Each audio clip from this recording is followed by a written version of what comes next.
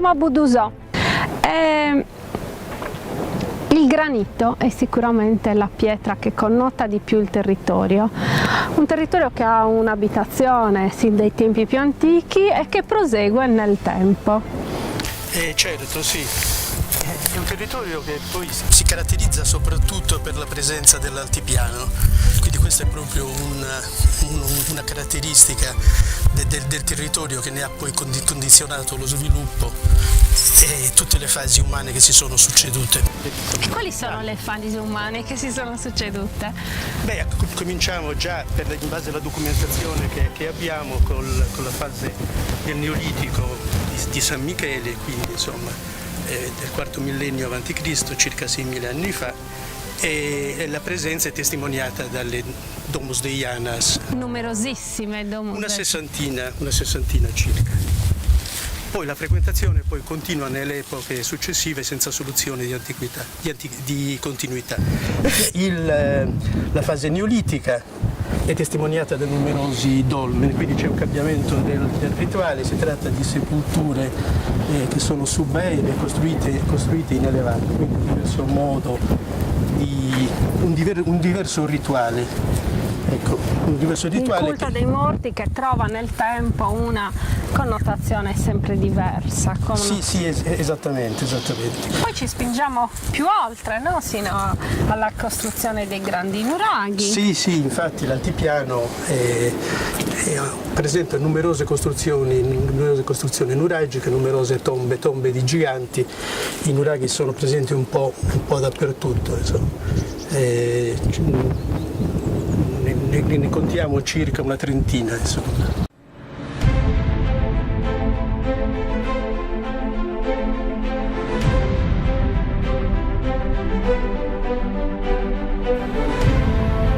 Non tutti i territori della Sardegna sono così ricchi di patrimonio archeologico, è un patrimonio ricchissimo, ma le Domus Deianas insieme ai nuraghi caratterizzano sicuramente quello di Budusò. Lei li ha inventariati tutti? Sì, abbiamo scovato una settantina di pugii di Domus Deiana e 30 nuraghi, molti dei quali sono andati distrutti durante l'applicazione della legge delle chiudende agli inizi dell'Ottocento. La famosa legge. Sono scomparsi completamente, di altri è rimasta poca roba. Intatti possiamo dire che sono 6 o 7. E non sono già pochi per un territorio così ricco. Sì. Siamo, diciamo, alle sorgenti del Tirso, circondati da acque, ma le Domus Deianas caratterizzano sicuramente il paesaggio. Sì, sono tantissime nel territorio, sì, sono tante, e in più si trovano solo a Budusò, perché nei paesi circovicini non esiste. Sicuramente il nostro territorio è stato abitato sia dal Neolitico e questa è la dimostrazione, queste due sono la sua dimostrazione. Si vede che queste persone, queste popolazioni, i nostri antenati, hanno trovato il territorio ospitale, sicuramente ricco di selvaggina e di acque. E di terreni anche adatti a fare le coltivazioni.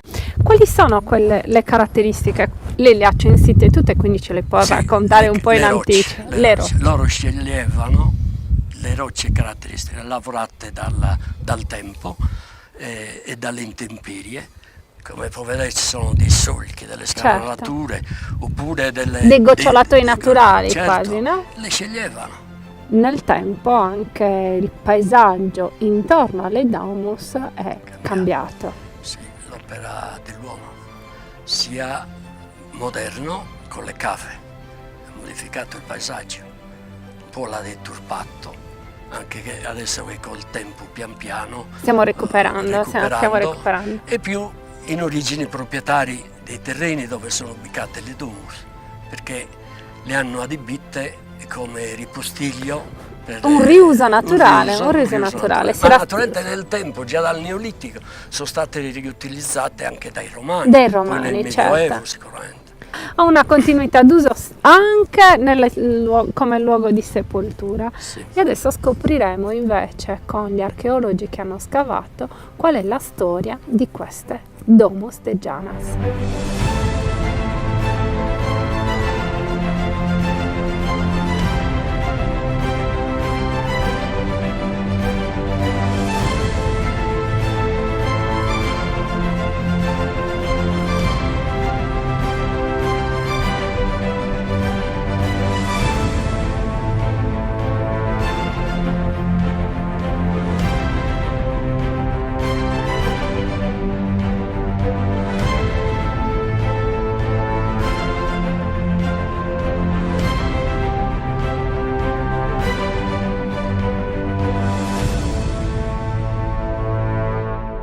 Che cosa sono le Domus de Janas? Sono due luoghi in cui l'uomo del Neolitico ha scavato delle vere e proprie abitazioni. Dottoressa, per noi profani, qual è questo periodo così lontano? È un periodo di grande ricchezza della Sardegna, perché è il momento apicale in cui le popolazioni neolitiche hanno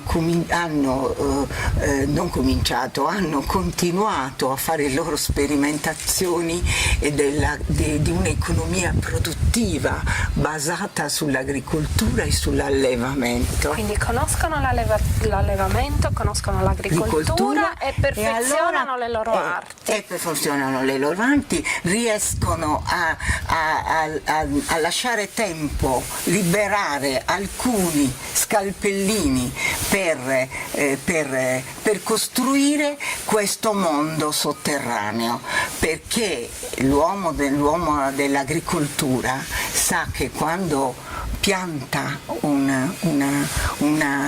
arbusto e poi cresce, muore e rinasce. È una mentalità, una cultura che crede nella rinascita e oltre la morte, e fa queste pratiche per esorcizzare la morte. Esorcizzare la paura della morte, ci attanaglia da sempre. Ma perché a Buddusò così tante Domus de Janas? E qui abbiamo anche delle condizioni particolari, probabilmente economiche, per quanto riguarda questa bella pianura di Padroes attraversata dal Rio Manno, e che era proprio ed era sicuramente ricca di questi primi esperimenti di cerealicoltura e di allevamento, e loro occupavano con le tombe degli antenati luoghi produttivi. Luoghi produttivi. Quali a custodire questi luoghi? Sì, quasi a custodirli, ma anche a imprimere la proprietà della comunità nell'ambito di Sono queste delle cose. cappelle di famiglia, le potremmo chiamare così? In certi casi, perché non tutte sono cappelle, alcune sono domus che non hanno connotazioni particolari, simboli particolari. Il concetto della casa c'è, certo, perché è pro semplice. Una casa dell'aldilà. Dell'aldilà, però dove probabilmente di famiglie, clan, suddivise, abitazioni circolari per un certo tipo di società, abitazioni rettangolari per un altro tipo di società, perché le Domus de Gianni hanno avuto varie evoluzioni e modificazioni nel tempo, con quello che loro Senta, avevano. lei ci sta incuriosendo, fatica. dobbiamo entrare, varchiamo questa soglia. Eccoci qua. Allora, qui noi abbiamo proprio una domus che ha uno spazio cerimoniale. Qui la gente ci può stare in piedi, vedete? Ecco, quindi destinato quindi a raccogliere quelle persone della comunità che vogliono fare omaggio a questi personaggi, che sicuramente erano personaggi di un certo rango, probabilmente uomini che gestivano il potere religioso e il Dei potere sacerdoti. anche d'altra parte il potere potere politico e il potere religioso sono sempre stati assemblati nelle società antiche. Certo. Ecco. E quindi questi erano i luoghi di deposizione. Qui era rappresentata una casa che tra l'altro ha delle caratteristiche. Ecco, noi vediamo qui, abbiamo una semiluna. Vedete qui? Ecco, questa semiluna io l'ho interpretata come probabilmente il colmo di un tetto il colmo di un tetto che aveva la trave di colmo, che loro l'hanno rappresentata in maniera simbolica, però se voi avete presenti le camere, diciamo così, i tetti delle capanne coniche, certo.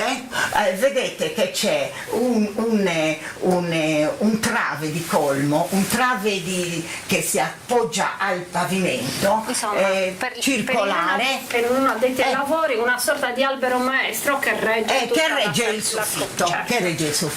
Una cosa molto particolare di questa domus, che la fa proprio connotare con diciamo così, un elemento simbolico a tutto l'ambiente, sono queste frange rosse. Ecco, queste frange rosse come sono state ottenute? Con la locra rappresentano, io ho pensato che essendoci un discorso di soffitto, potrebbero essere le frange di quelle frasche che scendevano, che coprivano il coso, che erano state proiettate in questa situazione.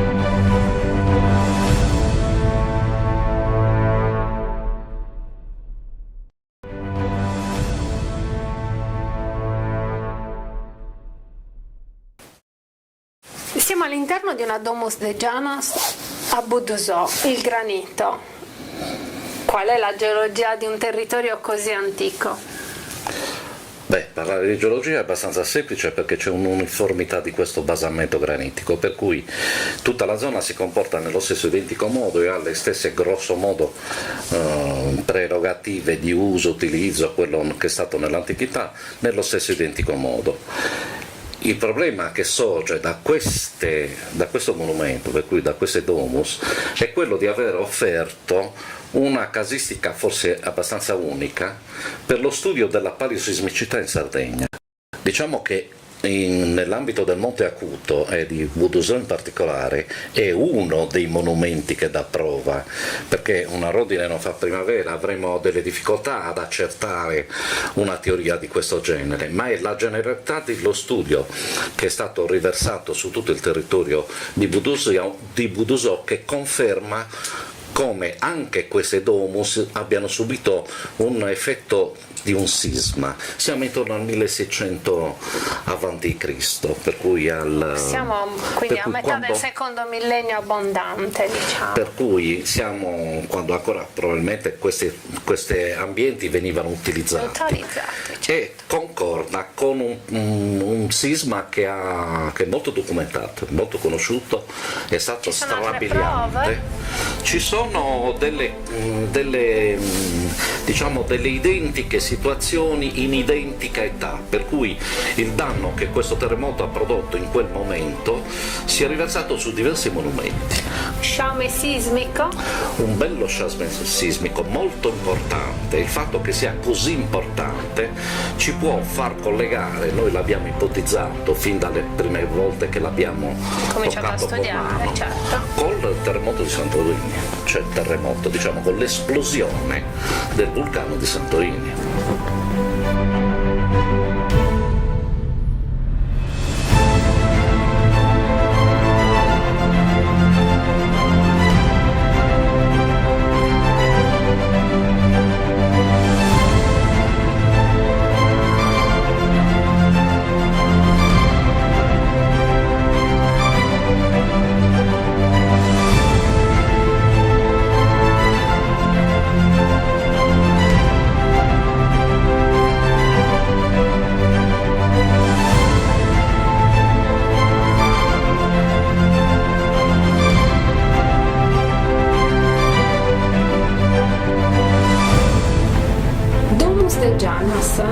proprio dentro una casa di fatte?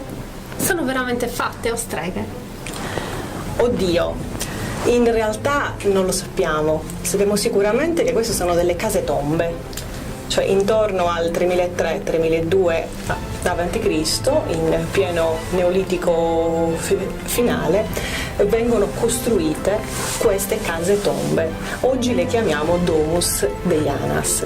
In realtà le sepolture hanno questo nome perché la leggenda ha attribuito alle case come queste, che sono delle grotte artificiali, quindi scavate nella roccia, dei luoghi magici, dei luoghi quasi di terrore, e si immaginava che qua dentro ci fossero le Ianas. Le Ianas, cioè degli esserini femminili piccolini e un po' mostruosetti. Piccoli perché piccolo è l'ambiente, anche se noi ci entriamo, non siamo delle Vattuste, no, ma certo che no. In realtà piccole perché sicuramente anche a questo era legato un po' come gli gnomi, no? Sì. Le fate, gli gnomi, quindi i folletti, ecco. Quindi la presenza di questi esserini all'interno delle grotte, che avevano però allo stesso tempo il potere di tutelarle, ma anche di tessere il destino dei vivi, tant'è vero che si sosteneva che le Ianas tessessero delle vesti d'oro proprio all'interno di queste tombe. Maria, lei ne ha fatto una lunga fila d'arte su questo. Come venivano costruite?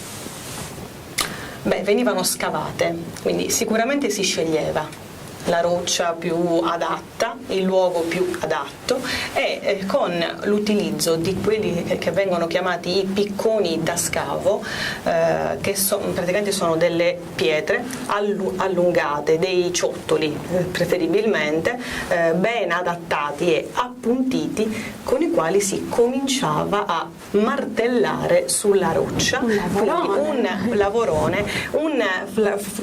lavoro tale sicuramente da far pensare che ci fossero delle maestranze specializzate.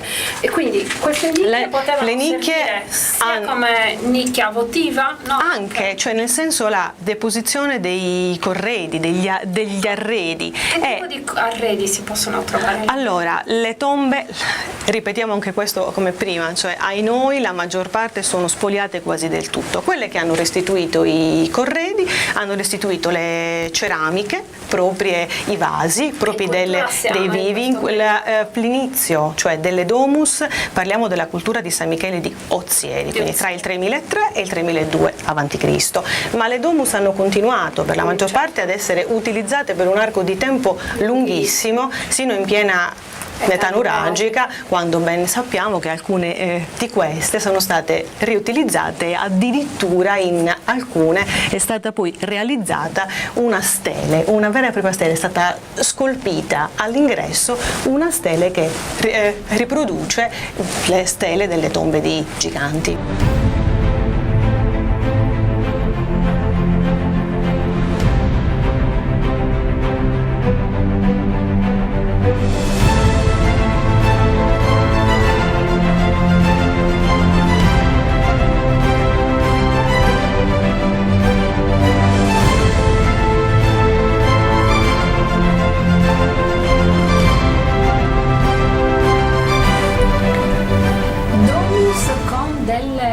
Decorazioni. Quali?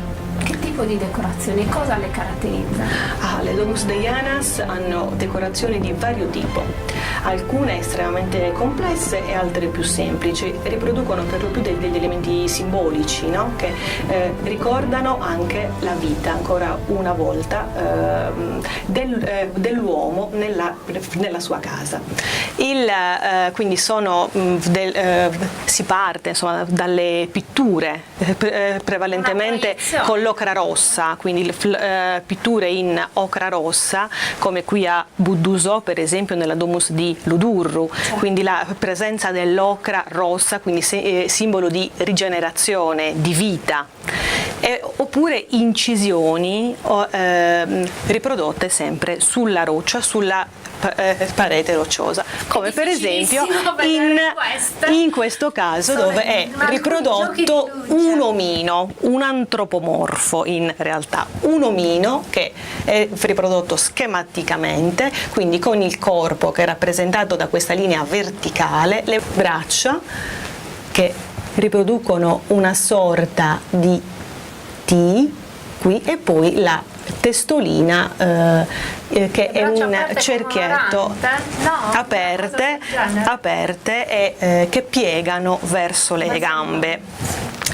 Questo rappresenta quindi un uomo, quindi un essere umano che va verso l'alto. Quindi rappresenta ovviamente la vita, quindi l'uomo che torna a vivere. Spesso nelle tombe sono associati anche quelli che vengono chiamati i capovolti, cioè un uomo con la testa all'ingiù, quindi l'aldilà, quindi l'uomo che va verso l'aldilà e invece l'uomo che va verso la vita, quindi ancora una volta. L'aldilà è simboleggiato verso il basso. Verso il basso, quindi verso la grotta, il luogo, la cavità, verso la sepoltura, verso l'Ade, quindi come era per gli antichi, nell'antichità classica. Siamo nell'anticella? Possiamo chiamarla così? Certo che sì, è semplicemente la camera, un ambiente che precede la cella o le celle vere e proprie della Domus Dei Però siamo Janas. molto curiosi, ci sono un sacco di cose. Allora, una mensa, possibile? Sì, in realtà quale fosse Qui ci scappa la l'uso, fantasia, l'utilizzo, l'archeologo ci deve in concedere realtà noi ancora qualcosa. non lo sappiamo. Abbiamo degli elementi però che ci aiutano molto. Sicuramente una tavola rilevata rispetto al piano con delle cuppelle, cioè con degli elementini circolari ricavati nella roccia, nel bancone, e poi all'estremità addossata alla parete di roccia invece una cuppella, cioè un elemento circolare più grande, una cavità servivano? più grande. Ecco, cosa serviva? Io Un faccio altro domande di quegli difficili, ma noi siamo elementi curiosi. che ci aiuta la fantasia, ma non solo, ma anche effettivamente l'utilizzo che ne faremo noi oggi. Ecco le offerte. Noi sappiamo bene che siamo all'interno di una tomba. L'abbiamo definita prima di una casa tomba, quindi effettivamente arrivare dai defunti seppelliti o seppellirli qui con il loro corredo e quindi con le offerte votive. Un'altra piccola nicchia incavata, la chiamo così, No, non ben ma proprio. allora al centro, generalmente appunto delle anticelle, ma in alcuni casi anche delle celle vere e proprie, si trovano degli elementi circolari più o meno grandi. In alcuni casi lo scavo ha dimostrato effettivamente che si trattava di focolari, in altri invece di pozzetti. Vengono chiamati così per la raccolta delle offerte. In casi come questo. Che tipo di offerte? Allora, l'offerta è anche qui. Noi sappiamo dall'interno Ci sono fonti scritte, delle quindi sarà un po' domus difficile. abbiamo il ritrovato, così come capita nelle tombe dell'antichità, in tutte, la deposizione di vasi, quelli in uso nella comunità del tempo, generalmente quelli più belli, più raffinati. Ecco, all'interno di questi vasi è ovvio che ci dovessero essere contenuti degli elementi. Ecco, pensare al pasto, quindi il pasto rituale. Il defunto va nell'aldilà, però abbiamo detto, no, che le domus sono in realtà le case dei morti, quindi che portano quindi con sé gli elementi della vita. Cioè, una cosa che colpiscono le porte. Sicuramente la riproduzione effettivamente Dell'ingresso della delle porta, case. dell'ingresso di una casa, il portello, quindi la porta d'ingresso alla cella o alle soglia. celle è scolpito, quindi con una cornice in rilievo che riproduce effettivamente una porta. Perché questi ingressi così piccoli? A Allora- noi vengono in mente le case campidanesi che sono così tanto caratterizzate da ingressi piccolini. Allora, l'ingresso piccolo in realtà noi dobbiamo immaginarci innanzitutto la funzione. Qui stiamo parlando di sepolture ed effettivamente l'ingresso non era necessario, era abbastanza comodo perché comunque ci si entra con grande facilità. Doveva poi essere protetto, no? Quindi dagli animali o dalle anche persone le in forme genere, ipogeiche per cui di Porca in genere Felicia, ecco, comunque Cartagine doveva sono essere molto di un contrasti. certo tipo. In più immaginiamoci sempre comunque che stiamo parlando di una comunità nella quale c'era l'ingresso nel grembo della madre e quindi comunque lo spazio doveva essere comunque questo, cioè entri nel grembo della terra e quindi certo non possiamo immaginarci qualcosa che svetti. Un ritorno alle origini. Un ritorno sicuramente alle origini, sì.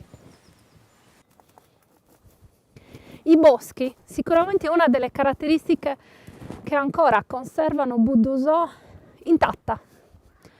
E all'interno di questi boschi, da cui emerge magnifico il granito, le Domus de Janas. Attenzione, bisogna assolutamente visitarle. E a noi alla prossima puntata.